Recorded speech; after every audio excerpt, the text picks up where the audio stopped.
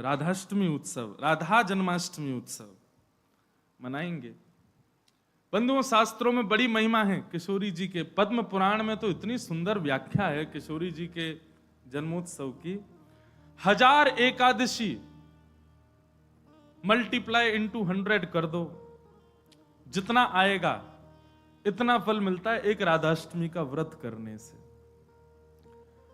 अब कई लोगों के मन में भाव रहता है कि मेरे मन में भी ऐसा ही भाव रहता है कि भैया उत्सव है ठाकुर जी को जन्माष्टमी को, उत्सव है राधाष्टमी को, तो फिर काहे को हम लोग भूखे प्यासे रहें, बढ़िया माल छाने।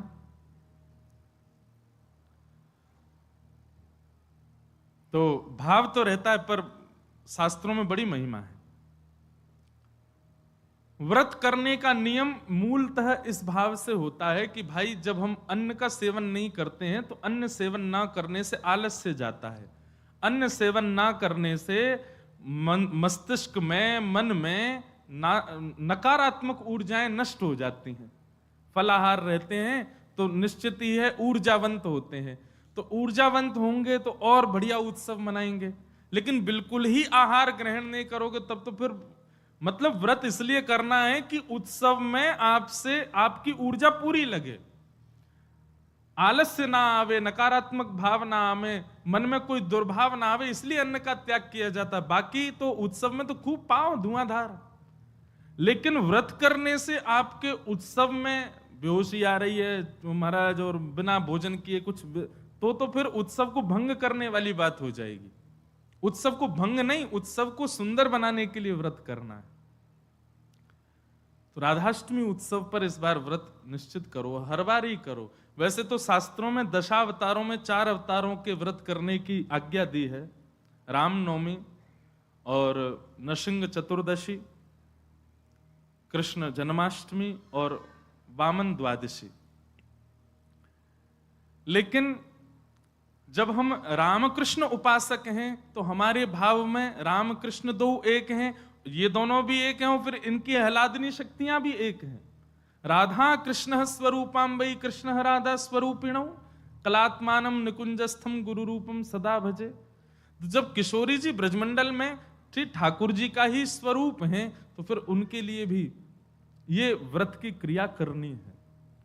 पद्म पुराण में ब्रह्मा जी ने इसका बहुत सुंदर वर्णन किया है कि भैया व्रत निश्चित करना चाहिए, इतना फल मिलता है, इतना फल मिलता है। लेकिन जब भी फल कोई फल बताता है ना कि महाराज जी ये करने से ये फल मिलता है, ये करने से ये फल, मन में एक ही बात आती है, अगर ये करने से ये फल मिलता है, अगर हम इसके बदले फल की कामना ना करके ठाकुर जी की कामना करें तो हमको व्रत इसलिए करना है हमको श्री जी मिले, हमको व्रत इसलिए करना हमको ठाकुर जी मिले। अक्षय तृतीया के दिन लोग दुनिया भर का दान करते हैं, चावलों का दान कर रहे हैं, अन्न का दान कर रहे हैं, स्वर्ण दान कर रहे हैं, चांदी दान कर रहे हैं, जे दान कर रहे हैं, वो दान कर रहे हैं। हमारे मन में भाव आता है कि भैया वादना नाम को दान करो, जो राह में मिल जाए वही से कहो जय श्री कृष्ण, जो राह में मिल जाए वही से कहो राधे राधे, नाम दान करते चलो। बोले क्यों? बोले अक्षय तृतीया को कछु दान करो तो अक्षय है जाए, तो हम नाम दान करें, हम ठाकुर जी को भजन दान करें, अरे भक्ति दान करें, अपनी भक्ति अक्षय हो जाए, नाम अक्षय हो जाए, प्रेम अक्षय हो जाए, ऐसी अक्षय तृतीया मनाओ। तो कभी भी आपको किसी व्रत या किसी नियम के पीछे फल बताया जा रहा हो, सुन लिया करो, अच्छा इससे ये फल मिलता है, उस फल को गौड़ करके उस फल के स्थान पर किशोरी जी को विराजमान कर दो। हे किशोरी जी, हम राधाष्टमी को व्रत या मारे करेंगे कि हमको आपकी प्रेम लक्षणा भक्ति प्राप्त हो, आपको प्रेम प्राप्त हो, इसलिए हमको व्रत करना है। तो राधाष्टमी उत्सव इस बार भागवत कृपा निकुंज में गिरधर लाल जी का मनाया जाएगा। सुबह 9 बजे से क्रम रहेगा, 8 बजे द्वार खुल जाएंगे, आके बैठ जाना। 9 बजे फिर अभिषेक होगा, टीवी हम लगवा देंगे 2-4 ताकि लाल जी दिखें आप सबको, और फिर उसके बाद बधाई गायन उत्सव आदि चलेगा। 10-11 बजे तक का क्रम रहेगा, ज्यादा लंबा नहीं, छोटा ही क्रम रहेगा। और क्योंकि व्रत रहेगा तो केवल पंचामृत मिलेगा पीवे को, खावे को कछु ना देंगे हम। प्रसाद भी रहेगा, सब लोगों को थोड़ा थोड़ा प्रसाद बाहर ही मिल जाएगा। फिर उसके बाद राधा वल्लभ जी जाइयो, वहां पे ऊधम मचाइयो, बिहारी जी जाइए और सुनिए, राधाष्टमी को हमारे ब्रजमंडल के रसिक शिरोमणि स्वामी श्री हरिदास जी का जन्मोत्सव है।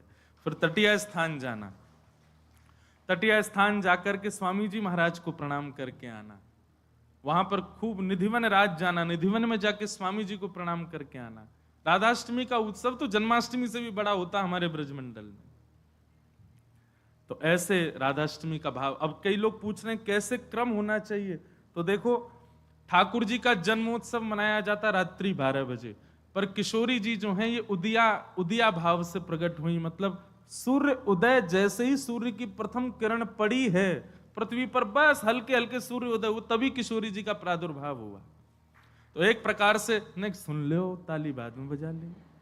सुबह 4:30 बजे, 4-4:30 बजे आप सबको, अगर घर में किशोरी जी विराज रही हैं स्वच्छंद भाव से, तो किशोरी जी को अभिषेक करना। वैसे हम तो दोनों उनको ही कर दें, जन्माष्टमी पे भी युगल सरकार घर के ठाकुर जी जो हैं युगल राधा कृष्ण उनको करें, और राधाष्टमी पर भी दोनों उनको ही करें। अगर घर में केवल लड्डू गोपाल विराज रहे, केवल ठाकुर जी मुरली मनोहर लाल जी विराज रहे, त्रिभंगलली ठाकुर जी, तो भी उनको अभिषेक करो, उन्हीं को ही श्री जी स्वरूपा मान करके उनको अभिषेक करो। वैसे तो नियम ऐसा है कि जन्माष्टमी और राधाष्टमी को रात्रि भर जागरण करो, रात भर उत्सव करो, रात भर नाचो गाओ आनंद करो, किशोरी जी को प्रादुर्भाव होगा। और किशोरी जी वास्तव में सेनावस्था में हो, कमल के पुष्प ले आओ और सुंदर सुंदर कमल के पुष्पन के बीच में किशोरी जी के श्री विग्रह को विराजमान रखो, वही में ही पौढ़ाओ, क्योंकि ऐसा भाव शास्त्र में है कि कमल के मध्य से ही किशोरी जी प्रकट भई। तो कमल मध्य में किशोरी जी को विराजमान करो, घर पे ठाकुर जी हैं तो ठाकुर जी को विराजमान रखो। और प्रातः काल 4 बजे है तो महाराज शंखनाद करो, बधाई गायन करो, सुंदर घंटे घड़ियाल नगाड़े आदि बजाओ, वाक्य बाद में दीप प्रज्वलन करके किशोरी जी को प्रादुर्भाव करो। फिर वाक्य बाद पंचामृत अभिषेक करो, पंचामृत अभिषेक करवे के बाद में सुंदर किशोरी जी को श्रृंगार करो, श्रृंगार करवे के बाद भोग धराओ, भोग धरा करके फिर किशोरी जी की आरती करो। आरती करने के पश्चात फिर खूब नाचो, इतने नाचो इतने हम तो अभी जयपुर में एक बात कह के आए, उत्सव तब तक मत मानो कि नाचते नाचते उत्सव करते करते डॉक्टर के पास नहीं जाना पड़ जाए। अगर आपको दवाई नहीं लेनी पड़ी तो समझो उत्सव मनाया ही नहीं आपने।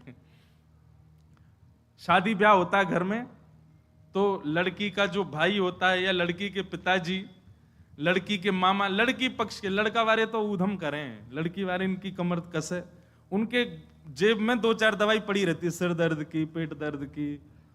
क्यों, हमारी तो बड़ी 3 बहनें, तो उनको पता है वो एक दवाई रखी रहेगी, क्यों सिर दर्द हो रहा है, सो नहीं पा रहे हैं। तो तभी ब्याह माना जाता है जब पिता और भाई ये बिल्कुल श्रमित हो जाएं, तब लगता है हाँ ब्याह हुआ। श्रमित ही नहीं हुए तो क्या बात का ब्याह। ऐसे ही उत्सव में महाराज एक आनंद की बात करें, ये नहीं जबरदस्ती कि महाराज दवाई लेनी ही पड़ जाए। जब तक इतने श्रमित नहीं हो जाओ, इतने नहीं थक जाओ कि महाराज अब कुछ नहीं हो सकता हमसे, पस्त नहीं हो जाओ, तब तक नाचते ही रहो किशोरी जी के आगे, ठाकुर जी के आगे।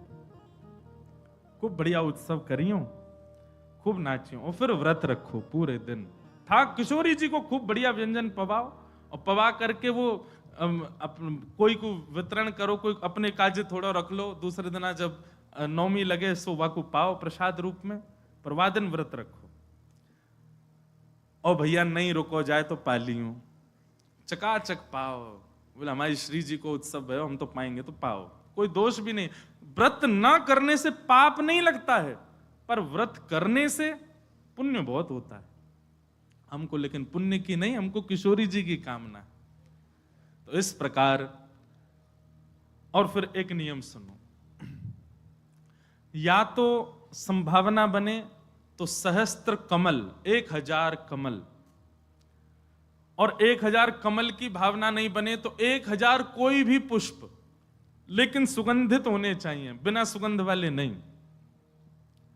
मोगरा के हो जाएं, हार श्रृंगार के हो जाएं, गुलाब के हो जाएं, और यदि व्यवस्था बन जाए तो कमल 1000 हो जाएं, किशोरी जी के अभिषेक के बाद, आरती करने के बाद, सब आरती आदि पूजन किशोरी जी को भोग लगाने के बाद, फिर उसके बाद 1000 कमल से श्री चरणों की अर्चना करो। अब अर्चना में तो कई लोग ऐसा भाव रखेंगे कि राधा सहस्त्र नाम गाओ, राधा सहस्त्र नाम से 1000 कमल चढ़ाओ, पर हमारी भावना ऐसी, गोपाल सहस्त्र नाम से चढ़ाओ। गोपाल जी के नाम से एक एक कमल ठाकुर जी, क्योंकि भैया धन धन राधिका के चरण। किशोरी जी का अभिषेक करने के बाद, भोग लगाने के बाद, आरती करने के बाद सहस्त्र कमलों से गोपाल सहस्त्र नाम पाठ करके किशोरी जी को चढ़ाओ। और वैसे तो देखो भाव बहुत सारे हैं, पर मेरा भाव तो यह है कि ठाकुर जी के नाम से किशोरी जी के श्री चरणन में पुष्प अर्पित करो। पर यदि राधा सहस्त्र नाम से भी करोगे तो कोई दोष नहीं, बल्कि किशोरी जी तो सब सखियों से कहती रहती हैं, बोले कि हमारे बीच में रहो तो राधा राधा नाम उच्चारण करते रहा करो। तो ललिता जी ने एक बार पूछी, बोले हे श्यामाजू, आपके निकुंज में बैठ करके राधा राधा क्यों बोले? आपको इतनो प्रिय अपनो ही नाम? बोले मोह को प्रिय ना है, तो बोले मेरे चित्त में श्याम सुंदर बैठे, उनको प्रिय है। तो राधा राधा आप उच्चारण करेंगे तब मेरे चित्त में विराजमान ठाकुर जी सुनेंगे तो उनको सुख मिलेगा, उनके सुख के लिए मेरो नाम गाओ। तो यदि राधा सहस्त्र नाम से भी अर्चना करो तो भी ठाकुर जी प्रसन्न होंगे, और गोपाल सहस्त्र नाम से करो तो श्री जी प्रसन्न होंगे। तो दोनों भाव से आपको जो बढ़िया लगे। और कई भगत तो ऐसे भी यहाँ बैठे हैं, वो तो 2000 कमल लाएंगे, पहले राधा सहस्त्र नाम फिर गोपाल सहस्त्र नाम, दोनों उनको प्रसन्न कर देंगे। तो इस प्रकार किशोरी जी का भाव रखना और फिर पूरे दिन बढ़िया उत्सव मनाना। यहीं आ जाना 9 बजे, फिर राधा वल्लभ जी जाना, तटिया स्थान जाना, पूरे दिना ब्रजमंडल को ही रखियो वादना, तो ब्रज तज और कोई भावना चित्त में आवे ही नहीं। ऐसा भाव किशोरी जी के जन्मोत्सव पर रखिएगा। आप सब लोग खूब भाव से राधाष्टमी जन। और एक बात तो मैं भूल ही गया, हाँ, दान जरूर करना। ब्राह्मणों को बुला करके, घर में कुछ संत जनों को बुला करके, स्वयं मत पाना पकवान, उनको पवाना, उनको खूब दान दक्षिणा देना। काय बात की? बोले बधाई है, हमारी लाडली जी प्रकट भई है, वाकई बधाई बांटते रहो। नहीं तो कछु नहीं चले तो 10-10 की गड्डी ले लियो और पूरे टम्पू और रक्सान में घूमते सबन को बांटते चलो, लो भैया हमारी लाडली जू की बधाई है। अरे उत्साह, ये तो मैं बता रहा हूं मंच से, ये बताने वाली बात नहीं, आपके मन में अपने आप आनी चाहिए ये सब बातें। हमारी लाडली जी प्रकट भैया, हम कहा करें आज।